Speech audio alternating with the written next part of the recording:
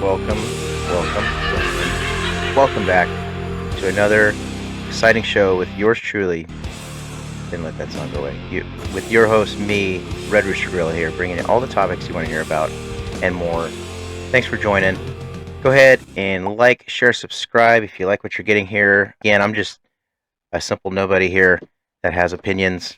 Nobody special, but opinions nonetheless, and we'll dive into some of those here, I'm sure. Welcome back, all my spooky ghouls. This is the time of year where we get ready to put up with all the noise on a Friday night. This Friday is no different.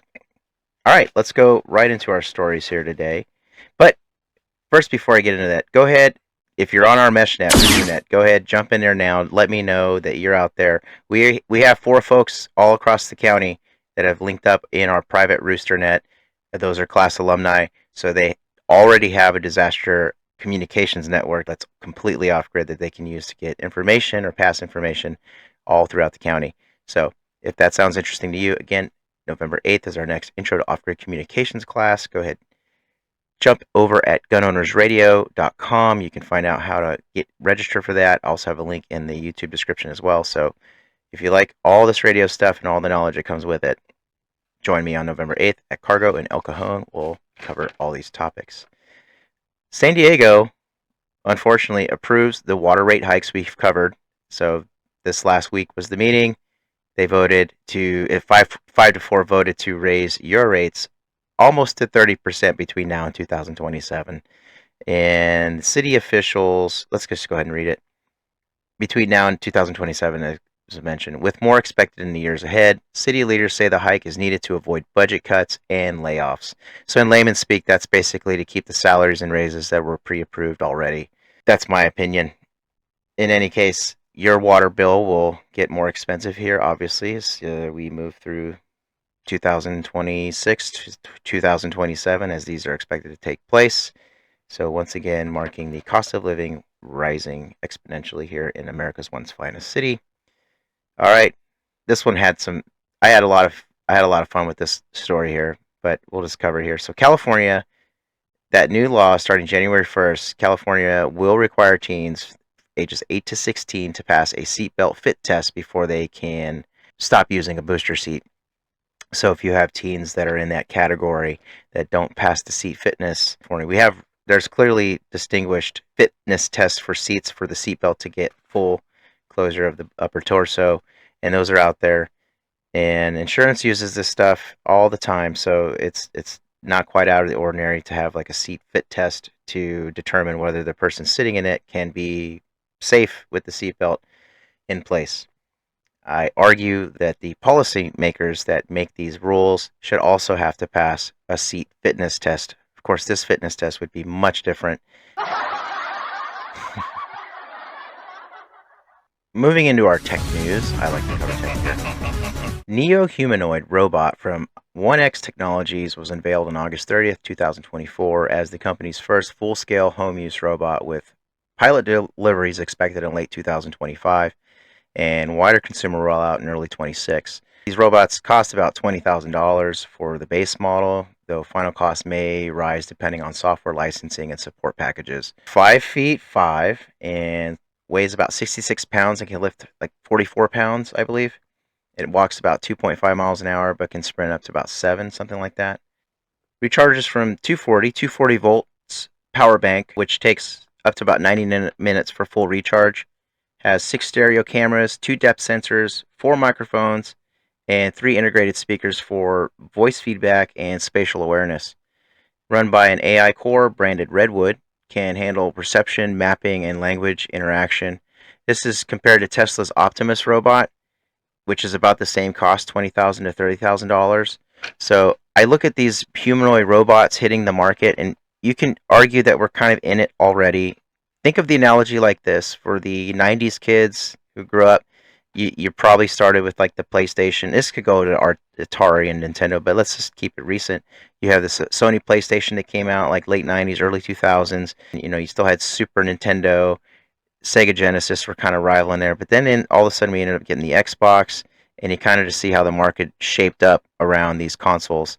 You could argue that this is very much in the similar stage where these humanoid robots are in their mark, where if you can picture 25 years from now, the evolution to the humanoid robot market. Just an interesting story here. You're seeing where you can purchase your own houseworker, helper to get things done. I'm not sure how far this will go, but arguably we're kind of already in the time frame of where the robots take over eventually, and we're all just kind of waiting for it, I guess. I'm just completely joking. I don't know anymore. You tell me in the comments below. You tell me, are we seeing the early beginnings of the humanoid robot takeover powered by AI, backed by Palantir Intelligence? You tell me. Put your secret eyeball. If there's a secret eyeball emoji, put that in the comments. That would be interesting. Secret eyeball emoji. Put that in the comments. Let's see how many people are watching. All right. Wrapping things up here with the national story. I know I'm kind of keeping things shorter here these weeks. We got a lot coming up though, but wrapping things up here nationally. So I don't know if you guys saw this, but there's now these bounties being called by cartels for ICE agents. I suspect the tactics employed with these ICE raids throughout the nation, the facial coverings are for their personal protection, because this takes me back to Fort Fleet operations, where I was on a ship that was doing counter narcotics down in the southern Caribbean. The narcotics traffickers we would encounter in these areas were linked to cartels or suspected linkages to cartels. Therefore, all the personnel on board, all the sailors and Coast Guard, had facial coverings, and we would cover the name tapes of the uniforms. So typically, if you're around a naval installation or military base anywhere, you'll have folks walking around with their last names and service branch on their chest. And in this case, that's identifying information that could have been used against personnel conducting detainee operations. Familiar with this concept, which is why it's concerning that you'll see all throughout social media these organizations. We've talked about this in the past with Act Blue, Democracy Now. There's all of them really. The Democrat, people are just linking it under the Democrats, and that's fair to say because a lot of it is DNCC money, which comes from a lot of different avenues. But it's concerning. You're seeing these local activists basically doxing ICE agents, trying to get video and documentation of their face, so they can be provided and uploaded for public view. And these people are after that's their target objective. For folks that are morally scandalized by this behavior, as we saw with the Charlie Kirk assassination, you saw folks out celebrating the death of an individual on public television in front of who knows how many children. But you see, like, that's their aim, that's their goal, is to be the provocateur, and that's their belief system in this case. And unfortunately, in these areas, in these cities, it's a very dangerous profession to be operating, where known cartel linkages could place you or your family in jeopardy or in harm's way simply for doing your functions as an enforcement agency. However, whatever side of the aisle you seem to fall under, whatever your perspective on the matter is, there are federal agents operating in local jurisdictions, and you're seeing this play out across the country, where these efforts were challenged in court, and frankly, local jurisdictions are opposing the actions. And so, what else is being promulgated across social media is you're hearing the phrase "civil war," "civil war," and frankly, you could consider your country already in one if you look at the actions of local jurisdictions in response to federal agencies coming in to do, in this case, deportation measures, deportation efforts. And in some cases, child predator rings are being taken down in the midst of all this. So there's a lot of good news that is going on out there, and it's being shoved under the rug by illegal, quote unquote, illegal enforcement of the federal government and the local jurisdictions' authority to deal with these issues. So it's not necessarily concerning where you're seeing folks targeting ICE agents specifically due to these bounties that are out there, simply whether it's just simple hatred, or if there's some connection, and that would be worth looking into, if there's some connection between the money that flows into these areas for these organization platforms, like we saw with the No Kings protest, all the apps and social media platforms that were used to organize folks on scene. So the same principles apply here. There's some organizing that's funded. I think at this point it's fairly obvious that the amount of money that's gone into the organizing part of this is pretty well established. Coupled with all this is where I'm getting to my concerns. It's now you're seeing the state and local cities and counties use their local authority to place ICE agents in harm. In some cases, they're stating outright arresting these ICE agents for coming in to do raid operations. And so that's where it's not necessarily a civil war where it's like a hot civil war in this case, or a kinetic civil war, as my military folks would say, all the special operators. So the kinetic part has not quite flashed, and frankly, who knows if it ever will. A lot of this is being done through the judicial system and the criminal justice system. So it, in terms of the kinetic aspect, this is what you would more or less consider a low intensity. Oh yeah, you hear Mike Shelby talk about this term, low intensity conflict. These are glaring examples of low intensity conflict, marking the hallmarks of a Cold War, a cold civil war. And what's interesting is, with in this case, California has this Proposition 50 election coming up to counter the Texas gerrymandering efforts. And this is what I think is the first instance of more and more of this to come from other states. And I made the analogy or comparison to the Kansas-Nebraska Act right prior to the Civil War in the mid-1860s. Of course, the assassination of Abraham Lincoln and all these other things that involved a lot of change and reformation to the country as we know it, all the way through into the 20th century, 1950s, Jim Crow laws and whatnot. So all that to say, there's a reverberation of these instances where these flare-ups of time have changed the direction of the country. It's obvious to say that there's definitely a huge change to the country coming. We're just not quite sure what that looks like. Obviously, nobody can tell the future. But when you're hearing mainstream pundits, and this is probably because I'm listening to a bunch of Tim Pool lately, but they're bringing on some pretty interesting and compelling arguments. I encourage you to listen to everybody. Go out there to listen to whoever's wacko and whoever's not wacko, whoever you think is good or not. The human being is an interesting thing, so go inform your brain with all the flavors that the earth has to offer, and then you can become more informed and make your own determinations using your internal judgment. All that to say is, I'm not being influenced by anybody, but I'm looking at our local indicators here at the state and local level, and what is causing these low intensity conflicts to escalate. What's causing the organizing behind it, the funding that's obviously behind it is an interesting question.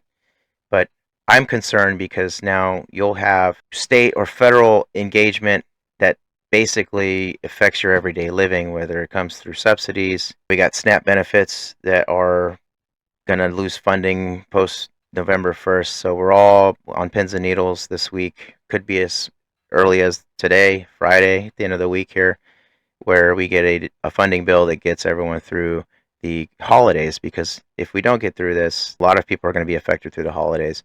And if you guys are students of history, as I am, hunger, depression, all these things through the holidays, the wintertime itself, drinking goes up. You're likely to see more of this low intensity conflict escalate through the holidays. And that's simply just due to a number of human factors that I think either folks are counting on or dismissing. It's either naivete or pure incompetence of sheer governance of the magnitude of population America holds. And I'm just, like I said, concerned that these grow and escalate to a point where your interstate travel could become affected. Hard to say where the true impacts lie, but there's a number of things where state and local jurisdictions overlap that will generally affect your everyday life. The logistics chain, the supply chain, ports, port authority. I think that's where I think California sees itself as it could survive whatever the federal government can throw at it. In this case, in the Trump administration, simply because they have a huge hold on the economy with all the ports and all the stuff that flows through California. And that's true. That's not just with goods and certain supplies. It's also oil and petrol, all that stuff that goes east. Anyway, there's a huge thing to factor in here when it comes to your analysis of what's currently going on. Check everybody out. Like I said, there's a lot of people that are talking the big Civil War word, but you never know. Like I said, we're kind of already in it, and you're seeing that play out in cities like Portland, Los Angeles, and San Diego is always right behind Los Angeles and San Francisco. So God help us if we turn San Diego, our once greatest city, into something that looks like San Francisco now. You can argue that it's already occurring. Alright guys, that's going to wrap it up for me. Again, we got a lot coming up for you, so stay tuned. I hope you like what you're getting here. Join us on RoosterNet if you're a class alumni or if you have the QR code I've sent you for Meshtastic.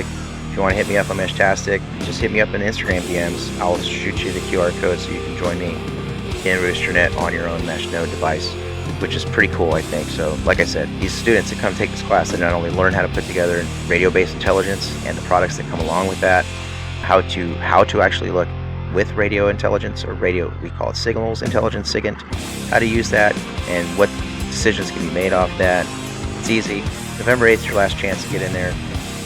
You walk away with the equipment and the ability to use the equipment and a disaster network like RoosterNet. It's up right now. Check in there. Got some cool training coming up here. I'm going to be driving up to Utah for that one. That's going to be excellent training. If you guys follow Tactical Bell, check that out. Brave Lizard is hosting their Recon hostage rescue adventure. That's what the title. That's how I got sold. It was an adventure. It wasn't training. It was an adventure. So I'm heading up there next week or a week after next. Also, don't forget to like, share, subscribe. That's how we grow this channel. That's how we get all the topics you like hearing about more and more from me, yours truly, Red Rooster Guerilla, out there to the public and the masses.